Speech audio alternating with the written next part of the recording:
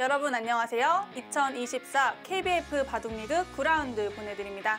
해설의 박경근 해설위원과 함께합니다. 안녕하세요. 안녕하세요. 네, 이번 리그 벌써 2차 투어가 종료되었습니다. 9라운드부터는 3차 투어로 진행이 되는데요. 현재까지는 전라남도 팀의 7전 전승 독주를 달리고 있고요.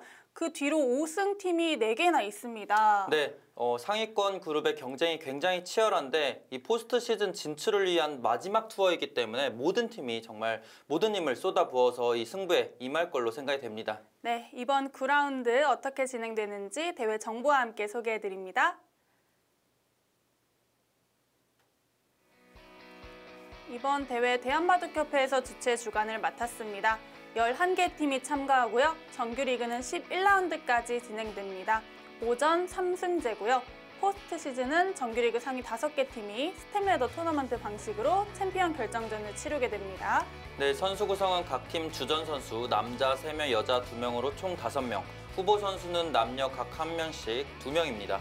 제한 시간은 각자 30분, 초읽기 30초 3회, 우승 2천만 원, 준우승 1,800만 원의 상금이 각각 주어집니다.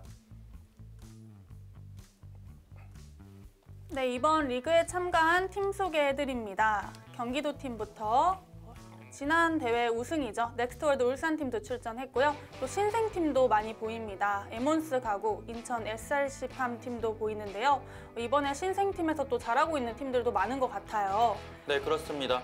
새롭게 또 데뷔한 선수들도 있고 늘 꾸준히 참가를 했던 베테랑 선수들도 정말 많은데 특히 앞서도 말씀을 드렸지만 이번 시즌 이 전라남도 팀의 강세가 정말 돋보이는 그런 시즌이 지속되고 있습니다. 네, 8라운드까지의 순위표 살펴보겠습니다. 전라남도 팀의 7전 전승. 그로 인해서 전라남도 팀이 단독 선두를 달리고 있고요. 부천시부터 넥스트월드 울산팀은 지금 5승으로 2위권 그룹을 잘 지켜내고 있는데요. 그래도 이 마지막 3차 경기에서 좀 뒤처진다면 플레이오프 진출이 어려워질 수도 있습니다. 그렇죠. 이 중위권 팀들 간의 이 격차 자체가 크게 벌어져 있지 않기 때문에 마지막 투어에서 정말 이 포스트 시즌에 진출할 수 있는 팀들이 판가름이 나겠고요. 이 하위권에 처져 있는 대구광역시, 한국바둑중고등학교, 에몬스 가구 이 팀들은 마지막 투어에서 좀 더 힘을 내서 유종의 미를 거둘 필요가 있겠습니다. 8라운드까지 남성 개인 순위표 살펴보겠습니다. 전라남도의 신현석 선수 7전 전승을 달리고 있고요. 넥스트월드 울산팀의 백운기 선수는 1패를 했기 때문에 조금 뒤처지게 되었고요. 그 뒤로는 김정선 선수, 안상범 선수, 홍근영 선수가 6승 1패를 자리하고 있습니다. 네, 이 다승왕 경쟁이 굉장히 치열할 걸로 예상이 되고요. 이 상위권 선수들 중에 안상범 선수가 이 다른 선수들에 비해서는 굉장히 또 신인 선수, 어린 선수로 보이는데 이 선수의 이번 시즌 굉장히 또 좋은 모습이 눈길을 끌고 있습니다. 8라운드까지의 여성 개인 순위표입니다. 한유정 선수가 7승 0패, 아직까지 승률 100%를 달리고 있고요. 또 정하암 선수부터 전유진 선수까지 5승, 6승, 이제 4승 이렇게 포진이 되어 있네요. 네, 한유정 선수가 이번 시즌 정말 잘해주고 있는데 한유정 선수가 개인적으로 다승왕을 차지를 해본 적이 없기 때문에 이번 시즌 이 다승왕 타이틀을 차지할 수 있을지 정말 궁금합니다. 네, 9라운드 팀 대진표 살펴보겠습니다. 이번 라운드 휴번은 대구광역시 팀이고요. 저희가 보내드릴 대국은 부안 붉은 노을 팀과 인천 SRC팜 팀의 대결입니다. 그 외에 다른 경기는 경기도 팀과 전라남도 팀이 만났고요. 부산 이붕장학회 팀과 부천시가 만났습니다. 이어서 넥스트월드 울산과 한국바둑중고등학교 그리고 에몬스 가구와 충청북도 팀이 대결을 펼치게 됐습니다. 네, 저희가 보내드릴 대국은 부안 붉은 노을 팀과 인천 SRC팜 팀의 대결입니다. 이 두 팀 모두 신생팀인데요. 네, 이번 시즌 부안 붉은 노을 팀은 다른 팀들도 경계 대상으로 뽑을 정도로 좋은 전력이라고 평가를 받고 있었는데 역시 잘하고 있고요. 인천 SRC팜 팀 같은 경우는 계속해서 홈에서 펼쳐지는 그런 느낌이기 때문에 좀 더 응원도 많이 받고 있을 텐데 현재 중위권에 있기 때문에 마지막 투에서 힘을 내서 포스트 시즌에 진출을 해봐야겠습니다. 네, 중요한 경기에서 두 팀이 만났습니다. 두 팀의 대결 지금부터 시작합니다. 2024 KBF 바둑리그 9라운드는 인천광역시 중구에서 진행이 되었습니다. 이제 마지막 3차 리그만을 남겨두고 있고요.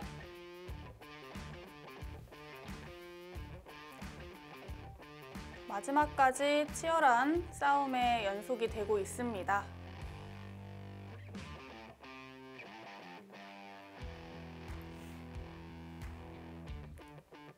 이 중에서 과연 포스트 시즌 티켓을 거머쥘 팀은 어디가 될까요? 자, 오래 기다리셨습니다. 지금부터 2024 KBF 바둑리그 3차 경기 대회식을 시작합니다.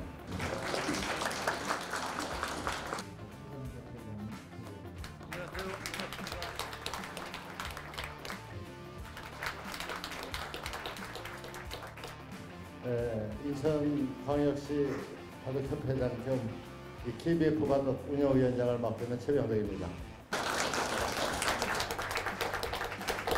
지난번에 제가 단독 선두를 달리고 있는 부천팀을 좀 이기라고 그랬더니 두 팀씩이나 부천을 이기는 바람에 제가 아주 죄송스러워갖고 오늘은 그런 얘기를 안 하고 자간 KBF가 정규리그로서 오늘 내일이 마지막입니다. 그러면서 금년 한 해도 마무리되는데 내년에도 여러분들이 다시 또 이 KBF에 나와서 좋은 성적 거두시기 바랍니다. 자, 오늘 하루도 건투하시기 바랍니다. 감사합니다. 네, 안녕하세요. KBF 김희정입니다. 이제 KBF 바둑리그 막바지에 접어들고 있는데요. 제가 사실 여기까지 달려오면서 생각을 해봤더니 제가 프로가 된 지 29년 차더라고요. 그런데 이렇게 시합을 앞두고 있는 선수들 보면은 정말 얼마나 설레이고 재밌을까 하는 좀 부러움도 들고 그만큼 자기가 좋아하고 잘하는 일을 가슴 설레이게 계속 할 수 있다는 것은 축복이라고 생각합니다. 자, 이제 마지막 승부가 남겨놓고 있습니다. 그 어느 때보다도 재밌고 치열하고 멋있는 승부 펼쳐주시길 부탁드리겠습니다. 감사합니다. 2024년 KBF 바둑리그 제3차 리그를 대회를 선언합니다.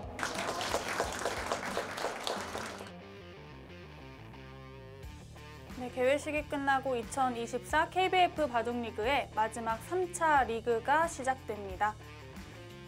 남녀 다승왕 경쟁도 치열한데요.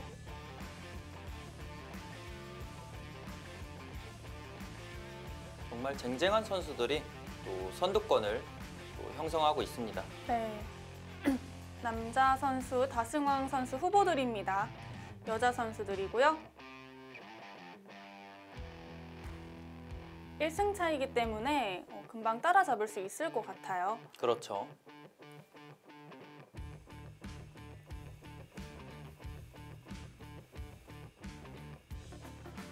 구라운드 인천 SRC팜 팀과 부안 붉은 노을 팀의 대결 보내드립니다.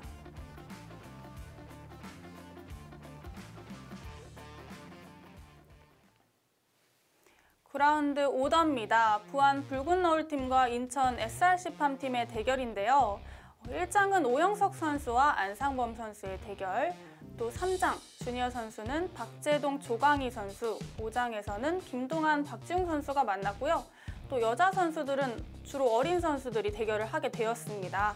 네, 그렇습니다. 두 팀 모두 컬러 자체가 베테랑 선수와 또 어린 선수들의 이 조화가 잘 이뤄진 팀 간의 격돌인데 특히 이번 시즌 부안 붉은 노을 팀이 여러 팀들이 경계 대상으로 뽑은 만큼 전력이 조금 더 괜찮아 보이는 건 사실이지만 또 뚜껑을 열어봐야 알 수 있을 것 같습니다. 네, 그중에서 주니어 선수 1장 선수들의 대결 보내드립니다. 오영석 선수와 안상범 선수인데요. 두 선수 이번 성적이 오영석 선수는 첫 출전임에도 불구하고 좋은 모습을 보여주고 있고요. 또 안상범 선수, 이 선수도 5승 1패로 좋은 성적을 보여주고 있습니다. 네, 두 선수 모두 호조의 흐름을 보여주고 있는데 이 어린 선수들 간의 격돌이기 때문에 또 대국 양상도 패기 넘치는 대결로 흘러가지 않을까 생각이 됩니다. 네, 두 선수의 관전 포인트 살펴보도록 하겠습니다. KBF 바둑리그 떠오르는 신성 간의 격돌인데요. 네, 결국 대국 내용은 대형 루키의 탄생을 알리는 그런 대국이었습니다. 안상범 선수입니다. 2005년생이고요. 아직 아마 랭킹은 반영이 안 되어 있는데요. 한국바둑중고등학교에서 또 오랜 기간 동안 공부를 하면서 성적을 끌어올리고 있고요. 오영석 선수입니다. 2005년생 동갑내기고요. 이번 성적 5승 2패로 출발이 좋습니다. 연건들의 치열했던 대국, 지금부터 시작합니다.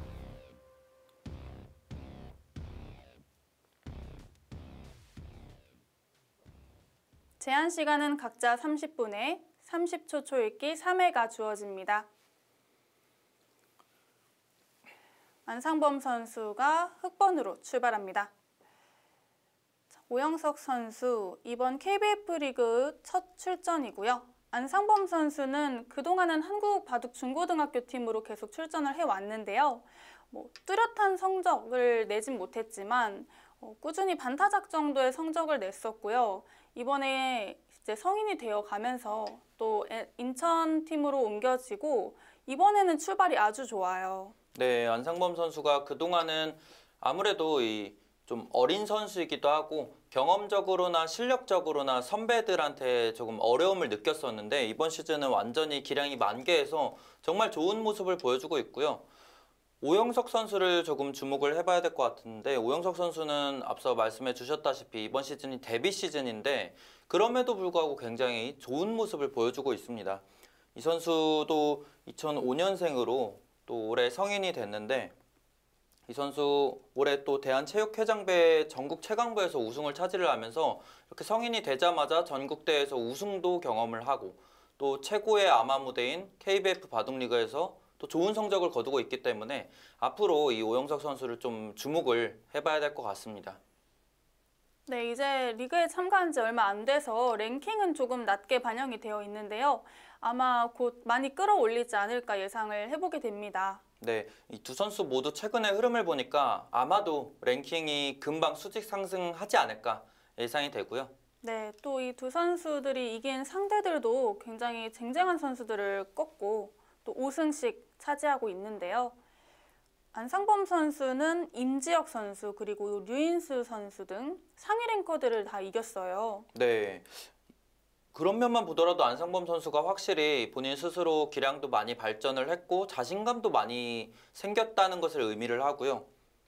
오영석 선수 같은 경우는 KBF 리그는 데뷔지만 올해 또 챌린지 바둑리그가 진행이 됐고 그 리그에 참가를 해서 그 무대에서는 또 프로 기사 중에 한웅규 선수를 꺾는 등 굉장히 또 강한 모습을 보였습니다. 그래서 오영석 선수의 기량도 굉장히 어린 선수지만 이미 검증이 어느 정도 되어 있는 선수라고 또 볼 수 있겠습니다. 네, 오영석 선수는 이제 막 연구생을 졸업한 선수인데요. 이 시기가 또 굉장히 중요한 시기가 될 것 같아요. 그렇죠. 보통 저도 같은 경험을 했었는데 연구생을 졸업하고 이 아마 무대에 등장을 하면은 그 당시에 정말 자신감이 하늘을 찌릅니다. 근데 막상 또 이 아마 무대를 경험을 해보면 선배 선수들이 만만치가 않거든요. 기량적으로나 경험적으로나 이 후배 선수들을 압도하기 때문에 보통 또 이렇게 아마 무대의 모습을 보이자마자 좋은 성적을 거두기가 쉽지가 않은데 오영석 선수 같은 경우는 그 시작을 너무나도 산뜻하게 보이고 있습니다. 또 연구생 시절에는 장고대국도 많이 하면서 입단대회를 준비했을 것 같은데요. 이제는 또 어느 정도는 홀로서기를 해야 되는 부분도 있다 보니까 입단대회 준비하는 과정도 좀 달라질 수도 있을 것 같아요. 그렇죠. 아무래도 학생 신분일 때와 그리고 또 아마 선수가 됐을 때는 이 도장을 나간다고 가정을 하더라도 도장에서 케어해주는 부분에서도 많은 차이가 생기기 때문에 앞으로도 이 오영석 선수나 안상범 선수 두 선수 모두 입단 공부를 계속해서 해 나간다면 본인 스스로 이 청소년 때보다 훨씬 더 컨트롤을 잘 해야 되는 부분도 있습니다. 그만큼 두 선수 동갑내기 선수이기도 하고 비슷한 부분도 좀 있는데요. 아마 두 선수는 이번 대국에 임하면서 모두 성적이 좋기 때문에 자신감이 차오르는 상태에서 만났을 것 같아요. 네. 자신감은 가득 찼을 텐데 그 자신감이 너무 과해서도 안 될 것 같고요. 그야말로 이 승부에 잘 몰입을 해서 임해야 될 것 같습니다. 초반에는 이 3-3 침투 이후에 또 하나의 정석이 등장하고 있는데 정석은 무난한 정석이죠.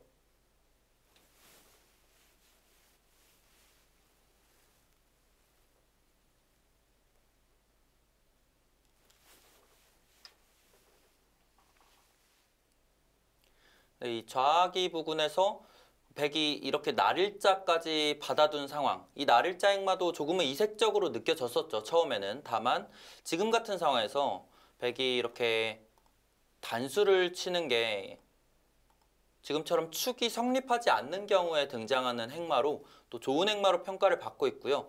백이 이렇게 날일자로 지켰을 때는 흑도 받아두는 경우도 무난한데 지금처럼 손을 빼는 것도 가능합니다.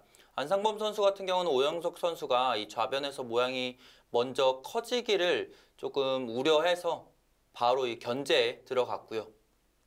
오영석 선수도 실리적인 대응이 등장했습니다. 네.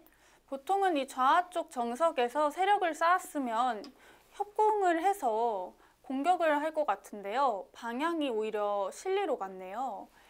최근에는 이렇게 소목인 경우에 흑이 이렇게 한 칸 걸침을 하고 이 장면에서 정석을 여러 가지를 생각할 수 있지만 이렇게 삼선으로 붙여가는 게 거의 절대적으로 두어지는 경우가 많습니다. 왜냐면은 백이 붙이게 되면 알기 쉽게 이렇게 귀에서 백이 실리를 확보를 할 수 있지만 이곳을 생략해뒀다가 반대로 흑한테 붙임을 당하면 실리 손실이 부분적으로 크게 발생하기 때문에 최근에는 한 칸 걸치면은 배석을 크게 고려하지 않고 웬만하면 이렇게 삼선으로 붙여서 대응하는 경우가 상당히 많습니다.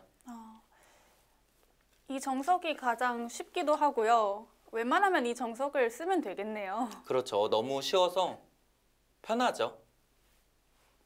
오히려 협공정석은 변화가 너무 많은데 이 정석은 흑이 있는 거 아니면은 또 호구 몇 가지 없기 때문에 외우기도 쉬울 것 같습니다. 그래서 이렇게 제가 금방 전에 설명을 드렸었는데 이런 부분에서 그래서 최근의 바둑 트렌드를 따라서 알기 쉬운 정석들을 보통 많이 선택을 하는데 협공을 해서 나만의 뭔가 어려운 변화 자체를 연구를 해놓고 둔다면 실전에 통화할 가능성도 높습니다. 그만큼. 네. 그래서 실전에 나만의 어떤 비기를 만들고 싶다, 무기를 만들고 싶다 한다면 이렇게 소목에 상대가 걸쳐올 때 협공하는 변화에 대한 연구를 또 많이 한다면 그만큼 또 매력적인 또 요소가 될 수 있습니다. 그만큼 또 초반에 준비를 많이 하는 것도 중요할 것 같은데요. 이렇게 되면 백의 세력은 자연스럽게 견제가 되는 것 같아요.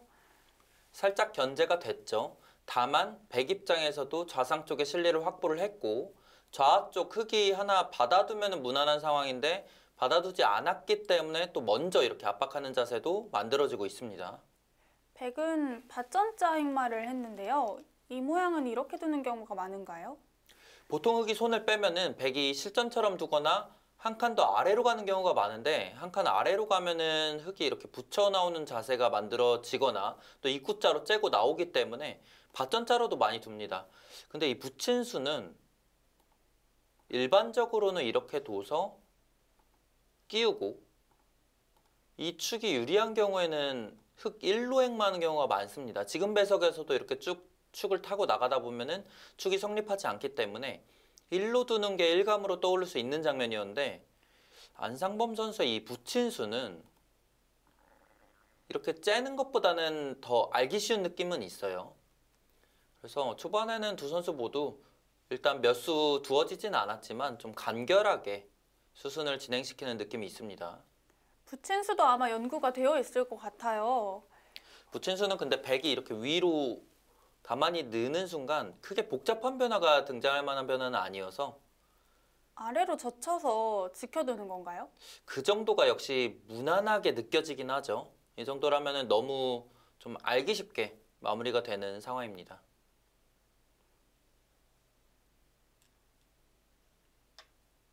백도 쉽게 정리를 하고요. 근데 인공지능은 항상 좀 타이트한 수법들을 추천을 많이 하잖아요. 느는 거 말고 다른 수가 있었을까요? 백 입장에서는 느는 게 거의 정수인데 흙이 이렇게 젖혀간 수로는 이곳을 하나 움직여보고 움직인 순간 이 백돌 세 점이 잡히는 게 있기 때문에 백도 지켜야 된다면 그때 이런 식으로 받아가는 것도 생각할 수 있었다. 그렇게 보고 있었습니다. 일리가 있는 작전으로 보여요. 사실 실전처럼 흙이 받고 이렇게까지 진행이 되면 추후에 이도를 움직이는 것은 이 백돌 세 점이 많이 가벼워진 감이 있어서 정말 타이트하게 두고 싶었다면 지금 움직여두는 게 제격으로 느껴졌습니다. 백은 그러면은 약점이 있지만 손을 빼도 되는 건가요? 손을 빼는 게 좀 무난해 보여요. 사실 이 백돌들은 흙을 이렇게 한번 눌러둔 것만으로도 어느 정도 할 일을 다 한 듯한 느낌이 듭니다. 그래서 흙이 어느 곳을 찔러온다 하더라도 여기를 늘고 이렇게 찔러온다 하더라도 막아서 대응을 해도 괜찮고 심지어는 인공지능은 찔러올 때 그냥 손을 빼도 괜찮다고 보고 있을 정도로 백돌들은 다 가볍습니다. 네. 찔렀을 때 손을 빼는 발상은 쉽지 않을 것 같은데요. 그렇죠. 쉽지 않은데 막상 또 그 말을 듣자마자 일리가 있다고 느껴질 정도이기 네. 때문에 그만큼 백돌은 많이 가벼운 돌들인 거는 분명한 사실입니다. 이 돌을 가볍게 보는 게 중요할 것 같은데요. 역시 손을 뺐습니다.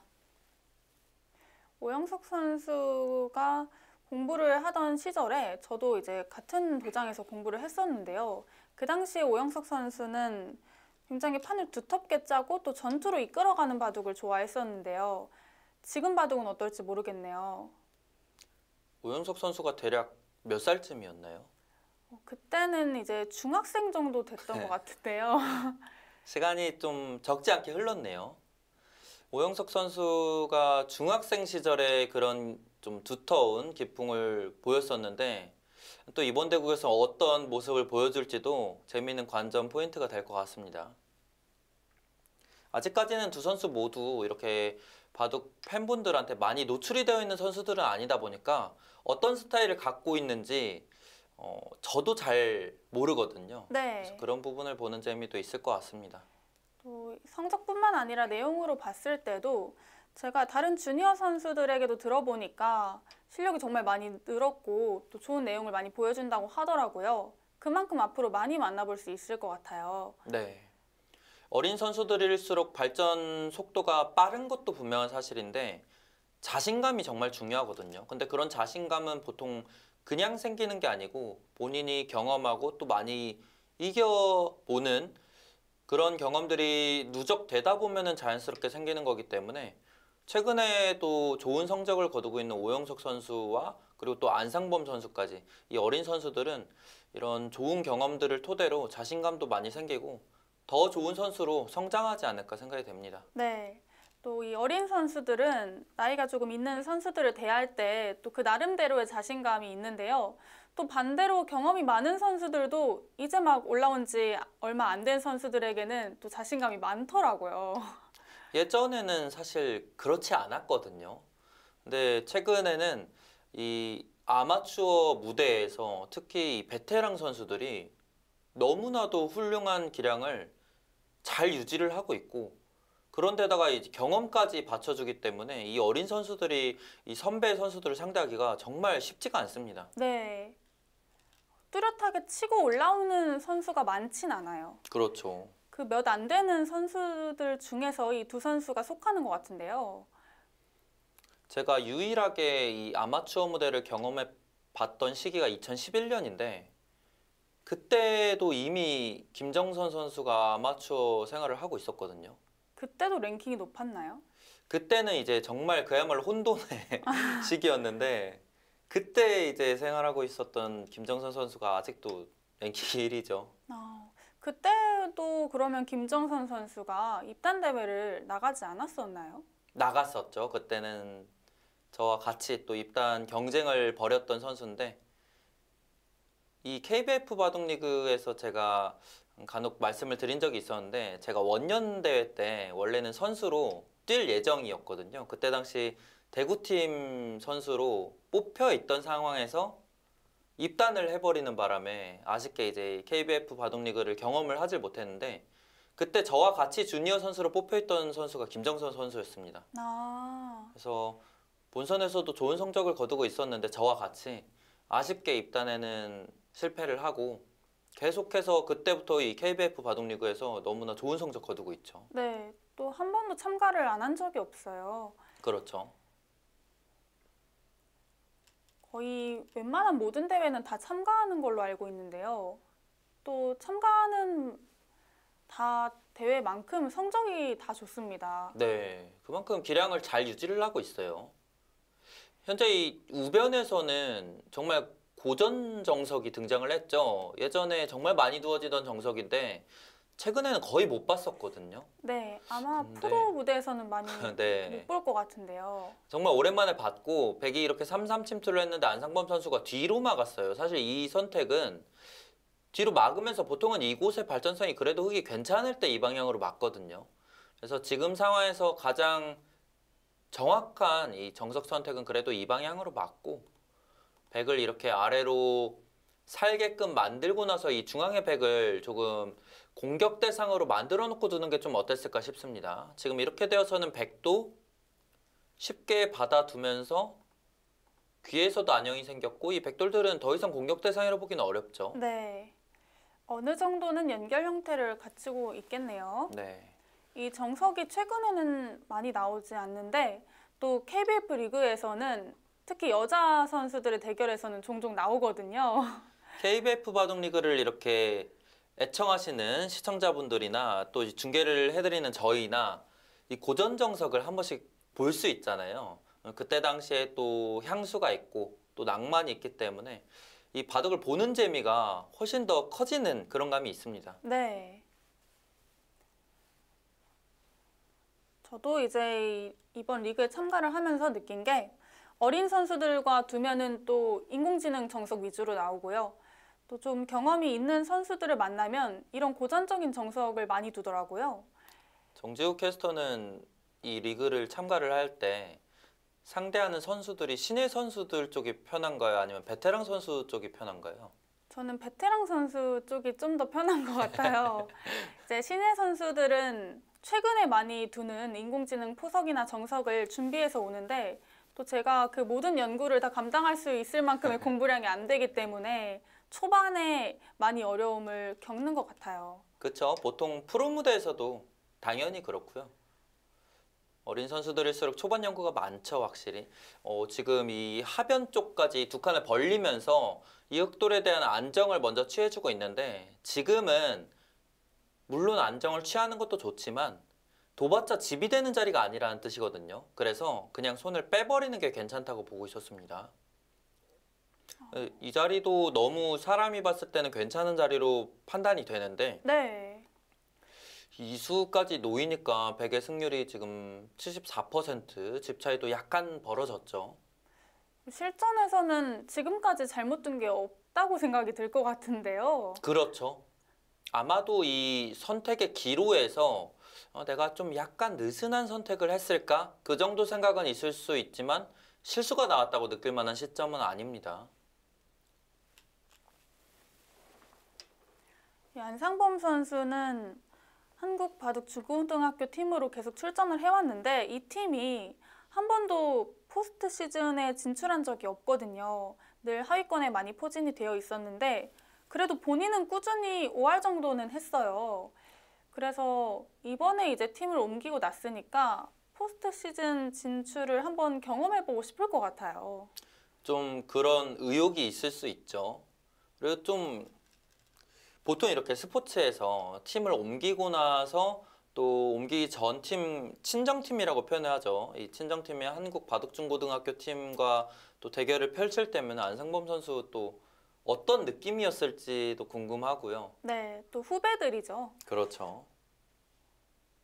후배들에게는 더 질 수 없을 것 같은데요.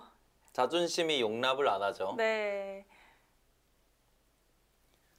자, 지금 오영석 선수가 우상계에서는 붙여가는 행마가 등장을 했는데 지금 상황에서는 괜찮은 선택이라고 평가를 받았어요. 지금 이렇게 붙이면서 흙이 귀로 받더라도 기본적으로 이 귀나 이 변 쪽의 발전성 자체가 많이 제한적이기 때문에 이 선택은 좋은 선택이라고 평가를 받고 있습니다. 네. 흙의 돌들이 한쪽으로 굳어지는 것 같이 보여지는데요. 보통은 1, 2비전인데 아주 단단하게 놓았네요. 여기 밀림 당할 때 이 1, 2비전이 있으면 젖혀가는 곳에 이 단점이 남게 되는데 이 수는 아무래도 실리적이라기보다는 더 두터운 선택이 등장을 했고요. 힘을 좀 비축하고 있는 듯한 느낌이 들죠. 아예 인공지능이 이렇게 밀어붙이는 수까지 둬도 이곳에 침투와 연결을 해서 흙이 좀 신경이 쓰이기 때문에 받아야 된다면 밀어붙이면서 상대를 압박할 수 있어서 괜찮다고 또 보고 있었습니다. 네.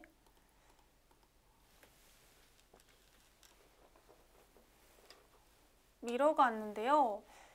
공간은 넓어 보이진 않는데 이 수는 어떤가요? 이 수의 의도는 아무래도 이 흙 모양을 키우기보다는 이곳에 이 간격 자체가 신경이 쓰였다고 봐야 돼요. 붙여오는 것은 백이 치받는 순간 이렇게 뚫리기 때문에 백의 이 침투가 워낙 거슬려서 보강의 의미로 봐야 될 것 같고요. 이런 점들이 좀 흙 입장에서는 불편하죠. 이 간격 자체가 넓지가 않은데도 보강이 필요하다고 하기 때문에 현재 이 초반의 흐름은 오영석 선수가 근소하게나마 기분 좋게 흘러가고 있습니다. 네. 백은 계속 중앙으로 젖혀서 받아두나요? 손을 빼나요? 지금은 두 가지 모두 가능할 것 같아요. 젖혀서 뭐 상대를 계속해서 몰아가는 것도 괜찮을 것 같고 이 백돌들이 좀 가볍기 때문에 그냥 손을 빼고 이런 자리 또 발 빠르게 두는 것도 가능할 것 같습니다. 바로 몰아붙여갑니다. 두텁게 계속 두어가고 있는데요.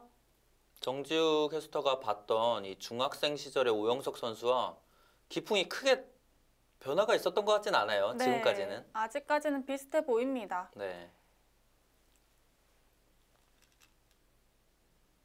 손을 뺐네요. 이 교환만으로도 이 침투는 대응이 가능하다. 그렇게 판단을 하는 거죠. 젖혀봤자 앞서도 말씀드렸지만 2단 젖힘 당하게 되면 다 이렇게 눌릴 수밖에 없기 때문에 오히려 백을 도와준다고 판단을 했습니다. 백 모양이 커질 것 같아서 견제를 하면서 삭감을 한 것 같은데요.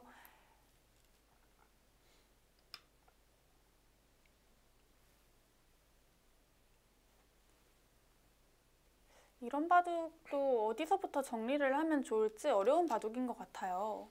그렇죠. 어느 곳 하나 좀 정리를 해나가야 될 곳들이 너무 많기 때문에 이 선수들이 판을 풀어나가는 데 있어서 난이도가 높은 바둑이다 이렇게 보시면 될 것 같습니다. 상변에서는 지금 흙이 어깨 짚고 백을 좀 발전성을 제한시켜주고 있지만 오영석 선수도 별 불만 없이 이렇게 받아두면서 백돌 안정 취해주고 있습니다. 이 자체로 백이 많이 눌린 것처럼 보이지만 여전히 이 흑돌 두 점은 곧말하고 봐야 되기 때문에 백도 큰 불만이 없는 그런 진행이라고 볼 수 있겠고요. 중앙 쪽으로 가네요. 은은하게 이 흑돌 두 점을 이 좌측에 있는 흑돌들과 연결고리를 취해 보겠다. 그런 의도로 보이고요.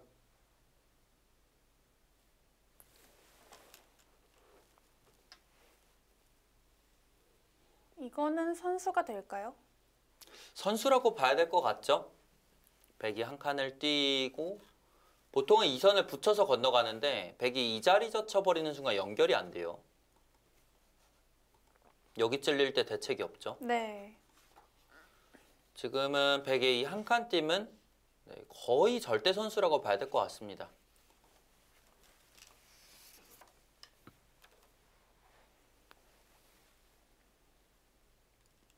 백이 초반부터 열심히 세력으로 이제 작전을 짜긴 했는데요. 이 세력을 어떻게 활용해 보면 좋을까요?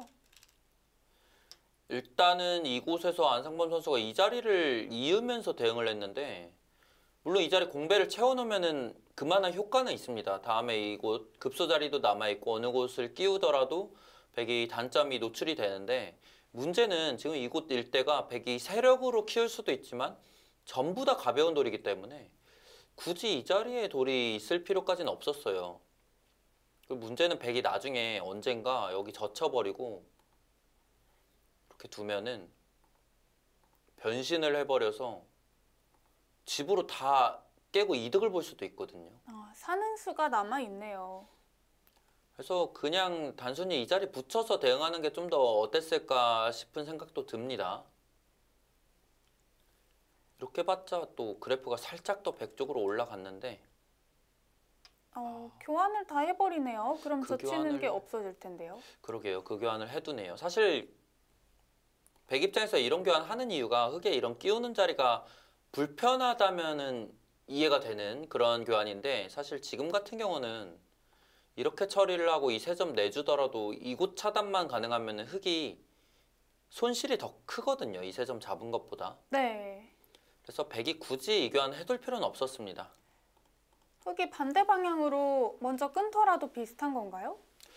그렇죠. 반대로 끊더라도 이거는 이것대로 이렇게 잡아놓고 돌파하려고 하는 것은 위에서 눌러버리면 백이 이제 흙이 이곳에서 이런 식으로 처리를 하더라도 중앙이 너무 두텁게 관통당하기 때문에 이런 자세가 나와서는 백 입장에서는 크게 걱정할 만한 상황은 아니었습니다. 네.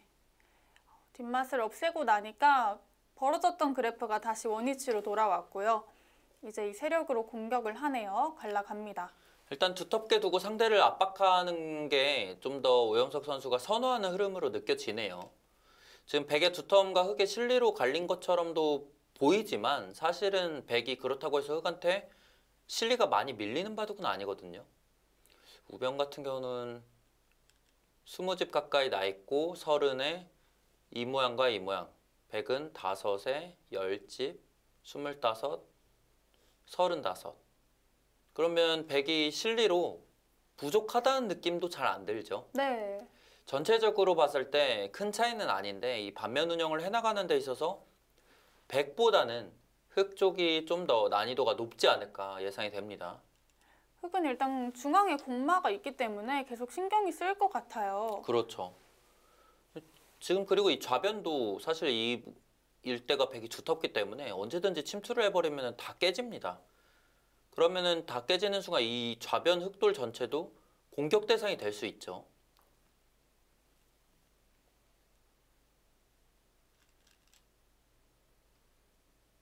묘한 곳을 붙여가는데 지금 물론 흙의 의도는 백한테 이렇게 받아달라는 뜻입니다. 사실 이렇게 받아줘도 인공지능은 이 교환이 크게 이득은 없다고 보고 있는 건데 더 강수도 있어요. 사실 이거를 안 받을 수가 있나요? 여길 두고 끊으면 이런 자리 들어가는 겁니다. 그러면 흙은 일단 이곳 한가하게 때리고 있을 시간은 없을 것 같아요. 이렇게 차단당하면 이 패가 해소가 된 것도 아니고 그렇다고 해서 흙이 연타한다 하더라도 이득 자체가 큰 것도 아니기 때문에 이 좌변 연타한 게 훨씬 크죠. 그래서 흙이 대응을 해야 된다면 이렇게 젖히는 걸 해놓고 팩감을 만들어두고 패를 거는 거죠. 이런 강수를 선택을 해버리면 사실 이 대국자 입장에서 흙이 상당히 좀 위협을 느낄 수 있어요. 네. 이 패가 흙이 해소했을 때 생각보다 백이 위험한 돌이 없기 때문에 크게 두려워할 건 없겠네요. 네, 백의 피해가 크지가 않습니다. 근데 일단 기본적으로는 백이 이렇게까지 두는 발상 자체가 아주 간단한 발상은 아니기 때문에 오영석 선수가 어떤 판단할지 지켜봐야겠습니다. 일감은 그냥 받는 것 같은데요. 역시 받았습니다. 그렇죠. 그리고 간단하게 좀 형세 판단을 해보더라도 현재 흐름이 백이 불리하다고 느낄 만한 흐름은 아니기 때문에 그래서 오영석 선수도 좀 알기 쉽게 대응을 한 걸로 보이고요.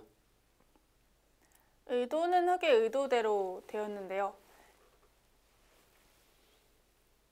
흙의 의도기는 하지만 해달라는 대로 다 받아줘도 크게 이득이 되진 않는다. 네. 이게 인공지능의 생각입니다. 근데 이런 중앙 활용 수단만 봤을 때도 백이 기존에 호구 교환을 미리 해둔 게 좀 아깝긴 하겠네요. 그렇죠. 지금 이 교환만 안 돼 있었어도 흙이 상당히 좀 거슬리는 자리인데 다소 아쉬운 교환이 들어가 있기는 합니다만 흐름은 그래도 계속해서 백이 조금 괜찮고요. 안상범 선수는 최대한 이 흙돌 잘 타개를 하고 뭐 진행되다가 선수까지 뽑을 수만 있다면 이 좌변으로 또 손을 돌리는 것도 좀 생각을 해봐야 될 것 같습니다. 네, 여기를 밀고 들어가네요. 그 자리도 좋은 자리예요. 사실 생각하기 어려운 자리일 수 있는데 흙이 이렇게 밀게 되면은 이곳에 이 안형도 생기지만 지금처럼 백이 밀고 흙이 받게 되면은 백의 입장에서는 여기 끊는 것과 연계를 해서 이런 자리를 또 선수로 할 수가 있거든요. 그래서 보기보다 두터운 자리였는데 오영석 선수가 잘 찾아냈네요.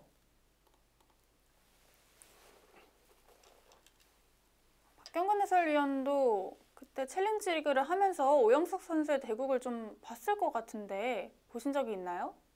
제가 사실 오영석 선수의 대국만 이렇게 보지는 못했었고요. 그때 좀 보셨겠지만 챌린지 리그도 동시다발적으로 너무 많은 바둑이 진행이 돼서 이 선수의 바둑이 어떤지는 자세히는 못 봤지만 이 대국 내용을 살펴봤을 때 대국 결과를 살펴봤을 때 앞서 잠깐 언급을 해드렸는데 이 정말 잔뼈가 굵은 한은규 선수한테 승리를 했다는 것만으로도 오영석 선수가 좀 경쟁력이 있는 아마추어 선수구나 이렇게 좀 생각을 했었습니다. 네, 한은규 프로는 또 오영석 선수의 스승이기도 한데요.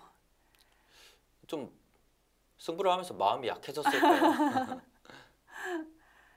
자, 그곳 바로 기분을 내는데 지금 흙이 이렇게 받아주면 그야말로 백이 해달라는 대로 받아주는 것 때문에 기분 나빠요. 최소한 이 자리는 둬서 백의 의도를 거슬러야 됩니다. 이 자리를 두면은 네, 찝더라도 이어서 받아주면 끊을 수가 없을까요? 근데 이렇게 끊어도 되고 5로 이어도 못 끊죠. 그래서 백이 이렇게 치받게 되면은 그때 돌아가는 게 아니고 그땐 또 이런 식으로 대응하면 됩니다. 그때 단수를 두는 건요? 이렇게 두면 이제는 2 한 점 내주고 이렇게 처리를 하게 되면 이 부분에서 백이 후수를 뽑게 됐죠. 흙이 먼저 중앙 쪽을 진출을 할 수가 있습니다.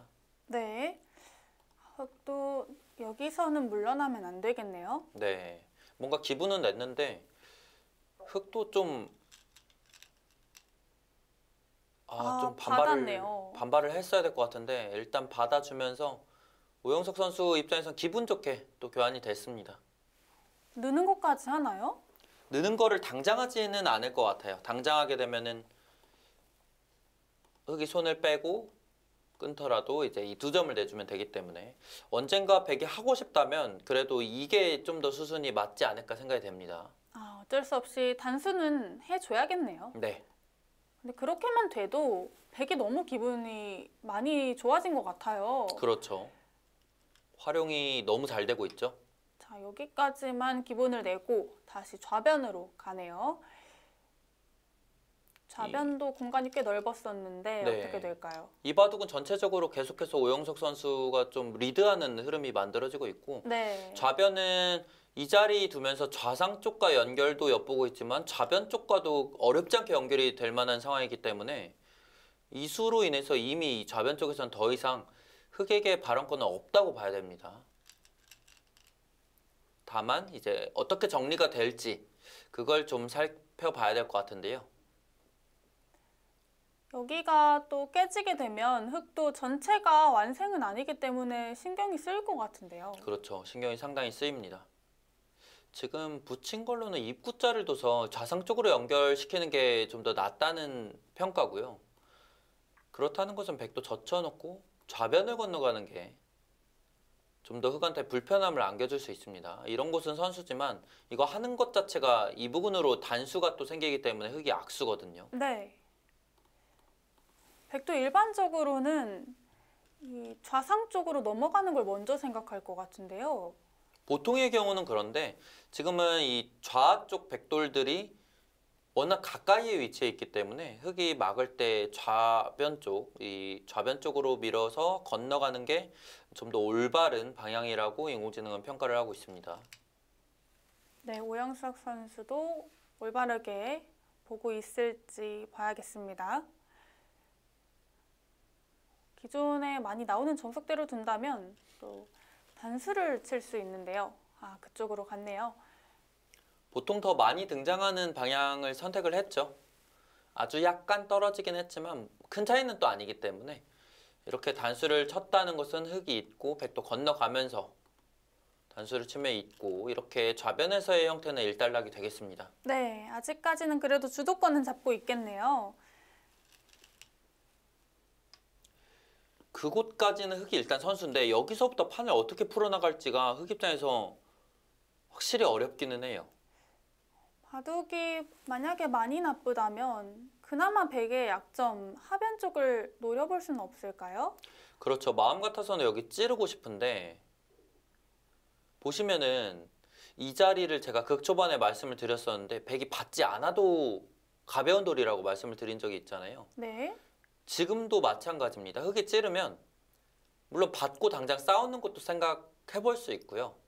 이런 자리에 응수타진을 해서 흙이 받으면 늘고 교환을 시킨 다음에 글쎄요, 뭐 중앙을 이렇게 무난하게 이런 방향에서 두어가도 흙이 훨씬 더 좀 피곤한 흐름처럼 느껴지죠. 아, 양곤마기 때문에 쉽지 네. 않겠네요. 바둑이 이 양쪽 모두 상당히 얇아서 안상범 선수가 타개를 잘 해 나가야 될 것 같습니다. 최소한 피해보지 않고. 근데 찔러 갔습니다. 싸워가려고 하는 것 같아요. 역시 흙 입장에서는 좀 분위기 반전을 위해서 이런 거 찔러가고 싶고 일단 손 하나 빼는 막았습니다. 발상은 네. 어려웠겠죠. 역시 쉬운 발상은 아니기 때문에 이렇게 둔 이상 지금은 손 뺄 수 없죠? 손 빼면 그래도 이 교환은 좀 악수처럼 느껴지기는 해서 백도 이 정도로 고개를 내밀지 않을까 예상이 됩니다.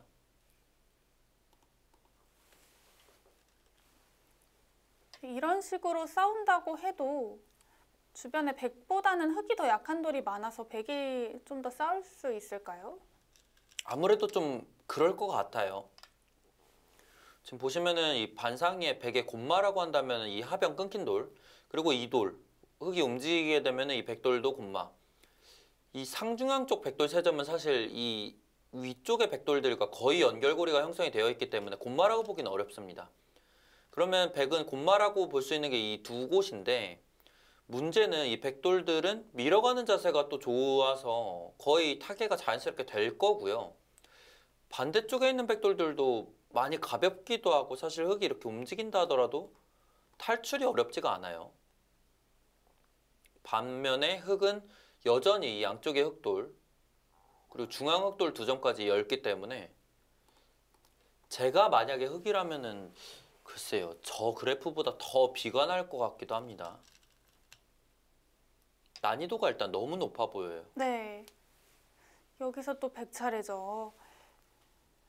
여기서 백도 여러 가지 고민이 됩니다. 방향 자체가 지금 이런 응수타진 해보고 싶기도 하고 이런 곳 확실하게 돼 있으면 추후에 두어나가기가 편하니까요. 근데 이곳이 불확실하다고 판단이 되면 방향 자체를 이렇게 우측에서 가져갈지 혹은 좌측에서 가져갈지 고민이 조금 됩니다. 일반적으로는 좌측이 또 흙이 나오는 게 있으니까 좌측으로 갈 확률이 높아 보이는데요. 오, 가네요. 좌측을 두되 이 자리보다는 좀 더 안정적인 행마가 등장을 했죠. 좋다고 보는 것 같아요, 확실히. 네, 백도 또 많이 좋다고 볼 수가 있겠죠. 그렇죠. 백은 확실히 좀 편하다고 느낄만 합니다. 자, 지금까지는 흙이 고전하고 있습니다. 백이 주도권을 잡은 형세를 계속 이어오고 있는데요. 안상범 선수도 중앙에서 또 다른 작전이 필요할 것 같습니다. KBF 바둑리그 9라운드 오영석 선수와 안상범 선수의 대결, 저희는 잠시 후에 돌아오도록 하겠습니다.